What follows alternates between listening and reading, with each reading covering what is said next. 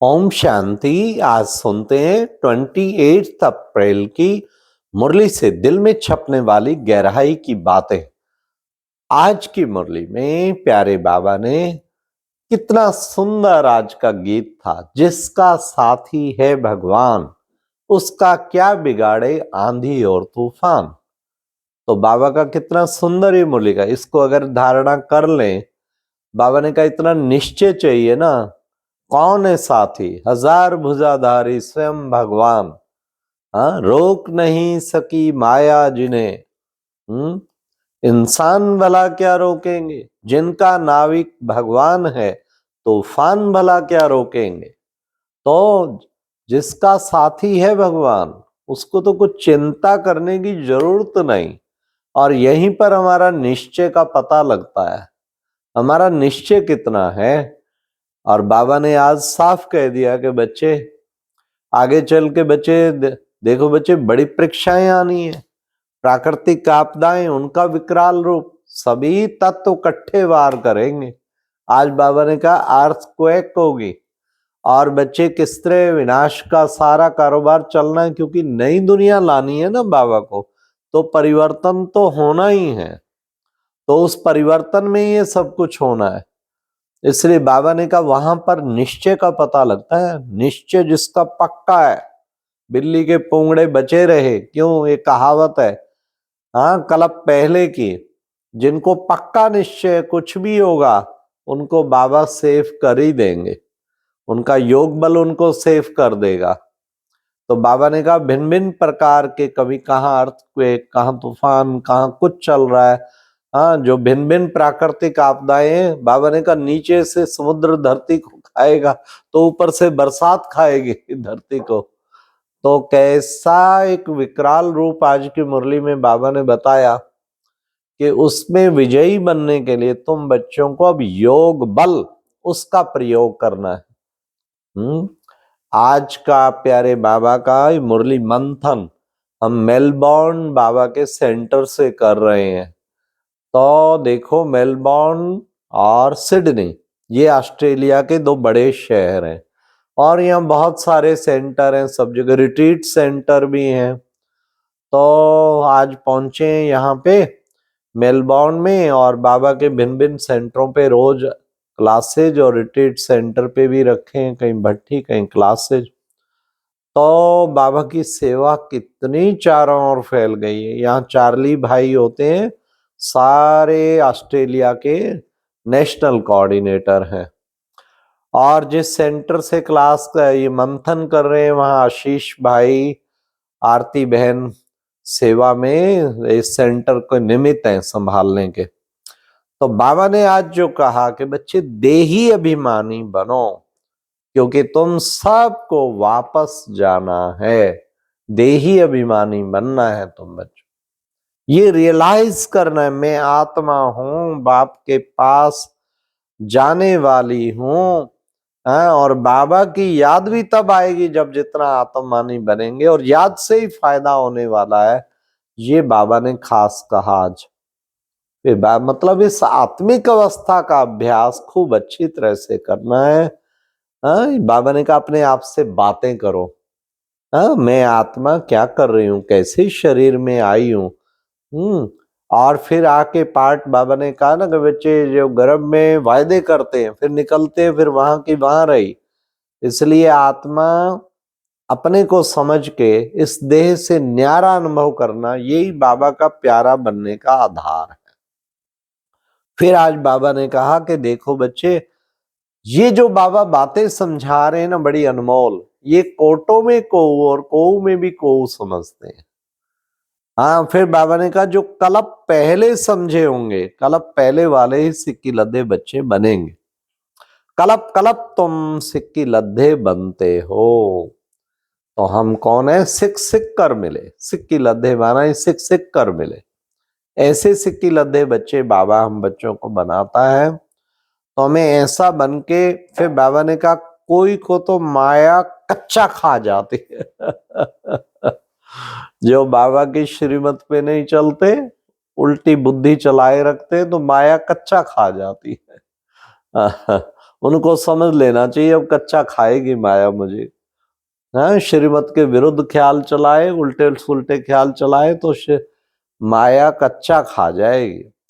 तो बाबा को याद ना करने से बाबा ने कहा झट फिर विकार आ जाते हैं, सारे ही विकार आ टपकते हैं। अगर बाबा को याद नहीं करते, याद करते हैं तो सारे विकार विदाई ले जाते हैं। तो हमें ऐसा अपना योग बल को बढ़ाना है।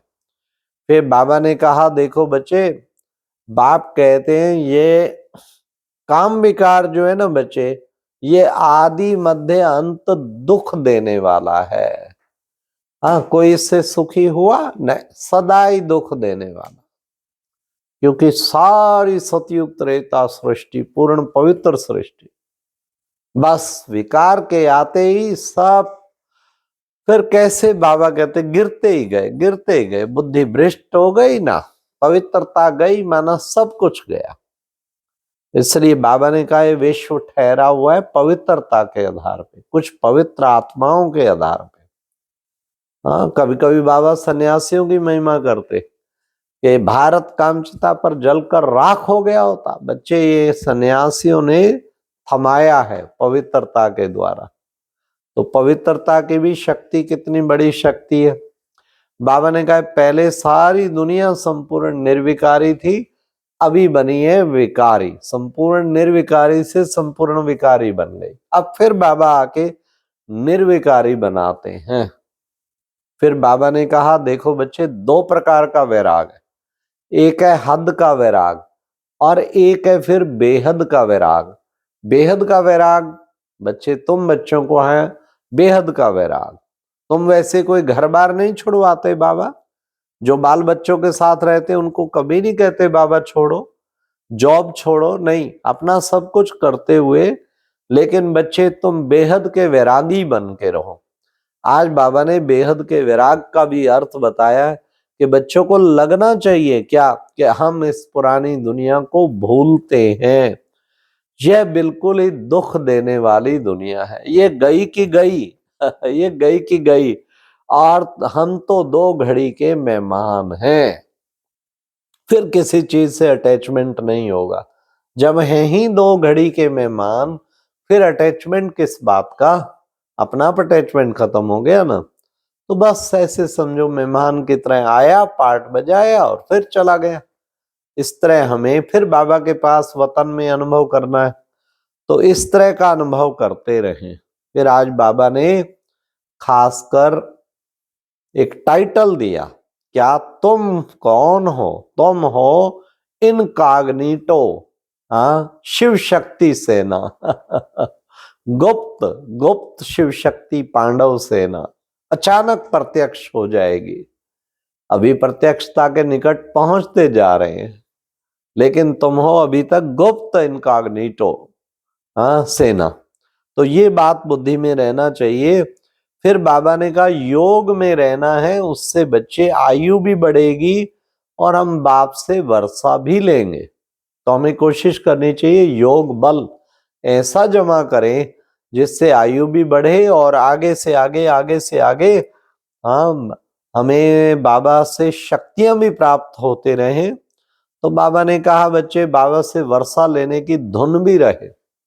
वर्षा वही अधिक ले पाएगा जो बाबा का अच्छी तरह से सिकिल अदा बच्चा बन के बाप समान बनने का प्रयास करेगा। फिर बाबा ने कहा कि देखो बच्चे, 5 भूतों पर विजय तब पाते जब जब जब तुम बाबा सर्वशक्तिवान से योग लगाते हो। हाँ, योग बल से ही तुम विश्व के मालिक बन जाते हो। हाँ, बाबा ने कितना अच्छा बताया कि बच्चे तुम इस सर्वशक्तिवान से योग लगाओ, उसी से तुम विश्व का मालिक बनेंगे। और 5 भूतों पर विजय भी प्राप्त करनी है, तो वही एकमात्र तरीका है। इसलिए उस तरीके को अच्छी तरह से अपनाना है, जीवन में तभी हम महान बन पाएंगे। फिर बाबा ने आज कहा, आज का मुरली में वरदान था। वरदान क्या था? शांति के अवतार बन, विश्व में शांति की किरणें फैलाने वाले शांति देवा भव। मतलब केवल लेने वाले नहीं बने, कभी कहां से कभी कहां से, मुझे मिल जाए शांति, नहीं, शांति लेने वाले नहीं बल्कि शांति देने वाले बनना ही शांति देवा है ना, तो शांति देने वाले। आज की मुरली में स्लोगन था, बाबा ने कहा जिनका स्वयं पर व्यक्तिगत अटेंशन है वे अंतर्मुखी रहे फिर बाह्य मुक्ता में आते हैं। तो हमें क्या रखना है, अंतर्मुखी बनके खास स्वयं पे व्यक्तिगत अटेंशन, पर्सनल अटेंशन, कि मैं कैसा पुरुषार्थ कर रही हूं और मुझे क्या पुरुषार्थ करना है, इसी को कहते व्यक्तिगत अटेंशन। और कभी कभी इसके लिए मौन भट्टी रखें, अच्छा है सोमवार की रखें, सारा दिन मौन में जो रहते हैं ना, मौन माने त्वम सर्वार्थ साधनम, मौन में स्थित होके अगर तुम सेवा करेगा तो तेरे सारे कार्य फटाफट सेवाओं में सफलता मिलती जाएगी, है ना। जैसे कल बाबा ने कहा था ना, सिद्धि स्वरूप आत्माएं वो बन जाएगी। इसलिए कोशिश करनी चाहिए हर सोमवार को या अपने हिसाब से संडे को या सैटरडे को एक दिन मौन में रहे। तब बाबा ने आज कहा वो फिर व्यक्तिगत पूरा टेंशन दें, आज इस घंटे में क्या पुरुषार्थ करना है, इस घंटे में क्या करना है, इस घंटे में पूरा व्यक्तिगत अटेंशन देंगे। बाबा ने कहा उससे क्या होगा, फिर उससे फिर बाह्य मुक्ता, ऐसे बच्चे ही अंतर्मुखी बन फिर बाह्य मुक्ता में आते हैं। तो हमें ऐसा बच्चा ही बनना है, अंतर्मुखी सदा सुखी, अंतर्मुखी बन के औरों को भी अंतर्मुखता का अनुभव कराएं। क्योंकि साइलेंस की शक्ति जो कार्य करती है ना, कोई भी शक्ति इतना बड़ा कार्य नहीं कर सकती। इसलिए कहते जहां ना पहुंचे रवि वहां पहुंचे कवि, और जहां ना पहुंचे कवि वहां पहुंचे अनुभवी। तो आप सब हैं बाबा के अनुभवी रतन। तो बाबा ने जो भी कहा है अनुभवी रतन बन के उसको धारण करना है, जरा भी बाह्य मुक्ता ना हो, उससे बाबा आपको बहुत शक्ति देगा। अच्छा, ओम शांति। ये था आज की मुरली से दिल में छपने वाली गहराई की बातें। ओम शांति।